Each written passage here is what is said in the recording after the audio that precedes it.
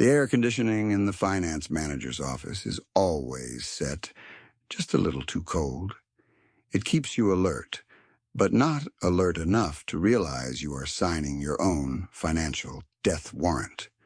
You watch the laser printer spit out 30 pages of dense, unreadable text. The ink is still warm.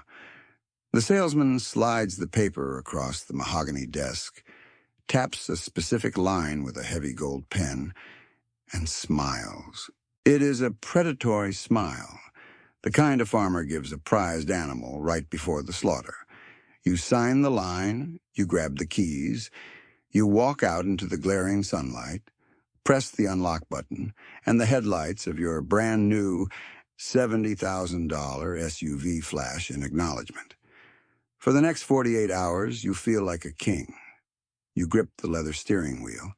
You inhale the toxic, engineered chemicals that make up that famous new car smell. You pull up to a red light, glance at the driver in the rusted sedan next to you, and you feel a distinct, intoxicating surge of superiority. But that feeling is a synthetic high. It evaporates the moment the first payment hits your checking account. Let's dissect the modern American tragedy of Marcus. Marcus is 32. He makes decent money, he wears fitted shirts, drinks $8 cold brews, and has an apartment with exposed brick. To the untrained eye, Marcus is winning.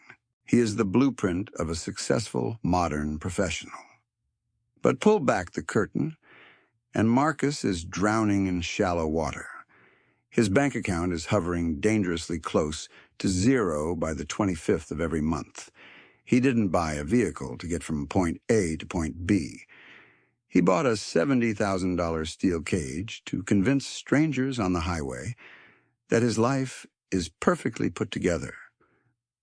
Society doesn't measure success by how much freedom you have. It measures success by how much debt you can visually sustain before your mental health completely collapses. And the architects of the auto industry know this. They stopped selling cars decades ago. Now, they sell the monthly payment. They stretch the term. 60 months, 72 months, 84 months. They lower the monthly pain just enough so you can swallow the bait without tasting the hook. You think you negotiated a great deal because you kept the payment under $900. You didn't beat the machine. The maze was perfectly designed for you to feel like a genius while walking straight into the trap. The premium leather seats are just the cheese. The depreciation is the spring that snaps your neck. The second Marcus drives off that lot, the vehicle loses 15% of its value. By the time he reaches his driveway, he is mathematically underwater. If he loses his job tomorrow, he can't sell the car to clear the debt. He owes more than the metal is worth. He is officially a prisoner to his employer, held hostage by a depreciating asset that requires premium gas and a $2,000 insurance premium. He is exhausted. He works 45 hours a week, answering meaningless emails, nodding in sterile corporate meetings, absorbing the stress of a manager who doesn't respect him. And why? So he can afford the privilege of driving a shiny Detmobile back to a job he desperately wants to quit. But the crazy part isn't that Marcus signed the paper. The crazy part is the invisible structure that conditioned him from childhood to believe that this level of financial suffocation is just a normal part of growing up. And once you understand the exact psychology they use to keep you completely broke while looking absolutely rich, you can never unsee it. The illusion starts in the break room of every mid-level corporate office in America. You are drained. The fluorescent lights hum. The endless screen time is frying your receptors. You look out the window at the asphalt parking lot and somehow convince yourself that a heated steering wheel is the cure for your absolute lack of autonomy. It is retail therapy executed on a devastating multi-year scale. The specific enemy here isn't some shadowy government cabal. It's the guy sitting behind the glass desk at the local dealership, the finance and insurance manager. His entire livelihood depends on reading your psychological fatigue. He knows you are tired of feeling invisible. He knows you crave the respect of the neighbor you don't even talk to. He isn't selling transportation. He is selling a localized anesthetic. He slides the extended warranty, the tire protection plan, and the gap insurance into the monthly breakdown. You nod along, hypnotized, too desperate for the temporary rush of power to realize he just added 400 unrecoverable hours of corporate servitude to your tab. A vehicle is merely a mechanical tool designed to transport the physical body. A car loan is a psychological weapon designed to transport a fragile ego.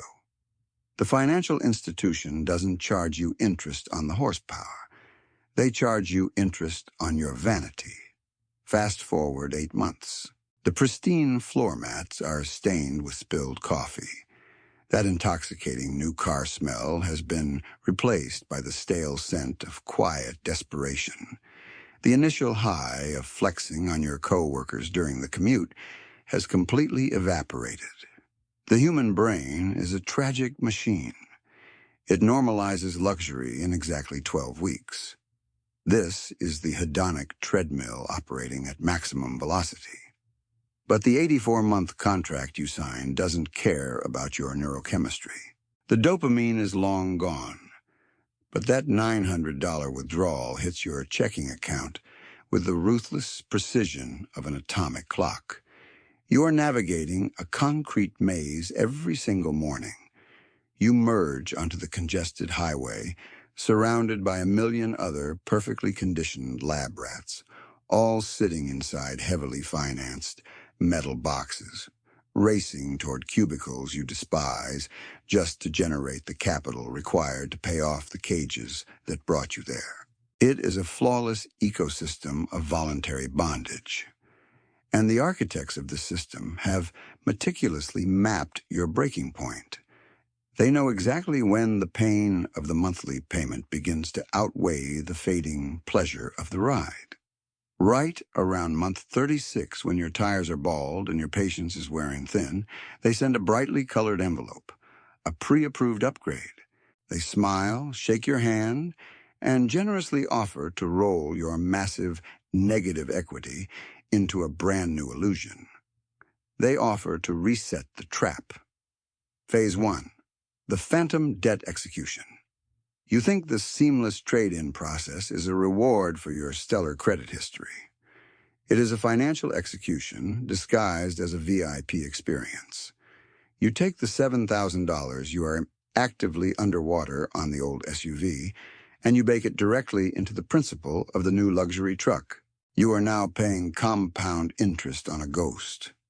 You send your wages to cover a piece of metal that has already been auctioned off.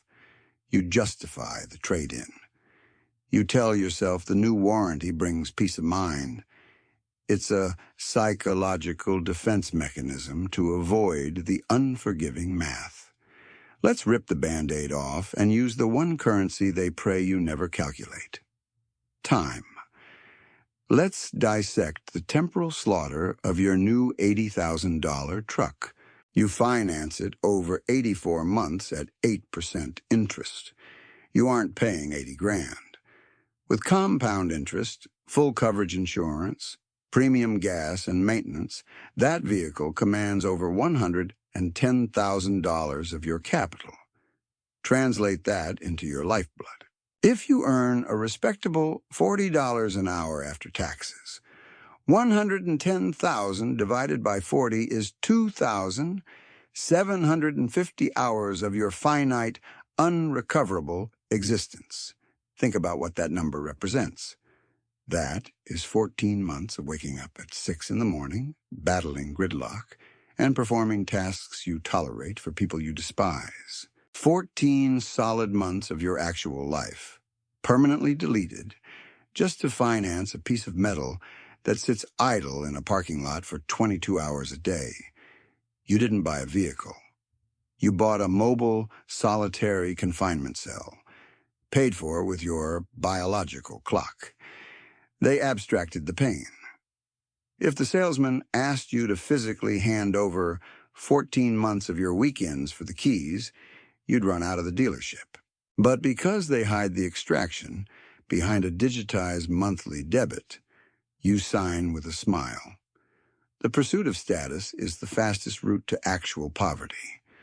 A society obsessed with looking wealthy will always end up mathematically destitute.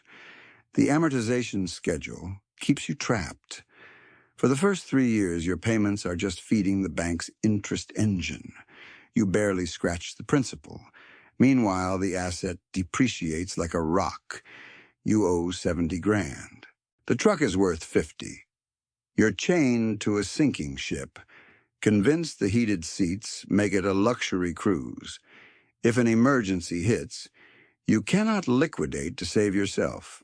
If you stop feeding the loan, the repo man takes your pride, leaving you with the remaining debt and a ruined credit profile. You are trapped in a frictionless loop. Phase 2, the reverse compounding engine.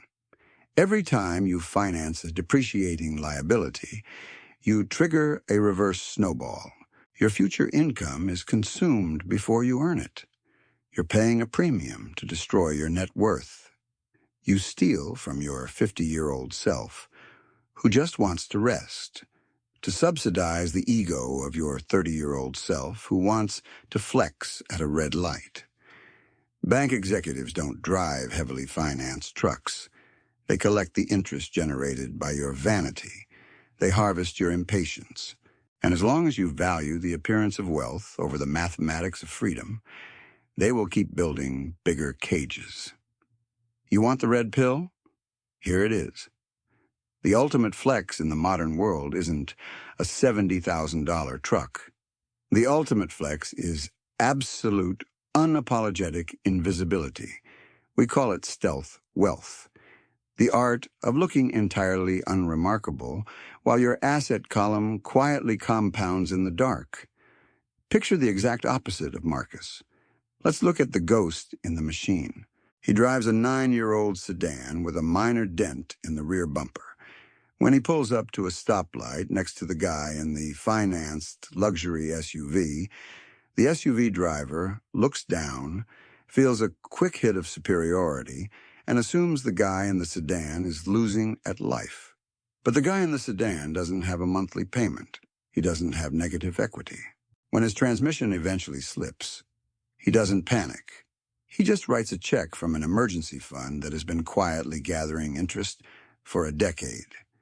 He goes to the hardware store on a random Tuesday at 11 in the morning wearing faded jeans, walking through the aisles slowly, because he has 0 corporate meetings to rush back to. He owns the most expensive luxury item on the planet. He owns his morning. He can sit on his back porch with a $2 cup of coffee, listening to the distant hum of the highway, knowing that every single car rushing past is driven by someone who is terrified of a mandatory performance review. He isn't playing their game. He has hoarded capital instead of depreciating steel. While they are busy paying a premium to look wealthy, he is busy actually being rich behind closed doors. If you want to step out of the loop, you have to embrace social irrelevance. Stop trying to signal your worth through mass-produced sheet metal. Become a ghost at the neighborhood barbecue. Let your coworkers think your career has stalled. Let your extended family whisper that you must be struggling financially because you didn't upgrade your vehicle this year. Let them judge you. Their judgment is the exact mechanism that keeps them locked in their 84-month contracts. Detaching from this environment requires a brutal rewiring of your brain. You have been conditioned since childhood to release dopamine when you sign a paper and take on a new liability. You must aggressively train yourself to release dopamine when you see your investments tick upward. You have to find a visceral, almost twisted joy in watching your liquidity swell while your driveway looks painfully average. It is a staggering display of weakness that full-grown adults will willingly incinerate their financial future just to win a psychological competition against neighbors they secretly despise. The auto industry spends billions in psychological warfare, convincing you that your identity is tied to a steering wheel logo. They want you terrified of looking like a failure. But true autonomy, the kind of leverage that lets you look a toxic boss in the eye, say you quit, and walk out without a second thought, doesn't come with a sunroof. It comes with zero consumer debt. The financial institutions built a perfect labyrinth for you. They painted the walls with prestige. They scented the air with new car smell. But the only way to beat the trap isn't to run faster on the wheel, and it certainly isn't to borrow money to buy a slightly shinier piece of bait. The only way out is to stop playing their game entirely. Starve the mousetrap. Starve your ego. You are trading your unrecoverable youth for an illusion of power, and until you sever that emotional dependency, you will always be an employee to your own vanity. Phase 3. The Invisible Empire. Build your fortress in absolute silence. Buy the boring index funds. Drive the unremarkable vehicle until the wheels fall off. Own your time instead of renting your status. The exit door is wide open, but you have to leave your ego behind to fit through the frame. If you want to stay tethered to the structure, keep scrolling. Go watch another dancing video or a motivational speech. But if you actually survived this far and you are ready to break the lock, hit the like button, subscribe, and drop a comment saying Invisible Dent. Everyone else will think you lost your mind, but we'll know you are awake. My name is Daniel Rath, and I will see you outside the maze.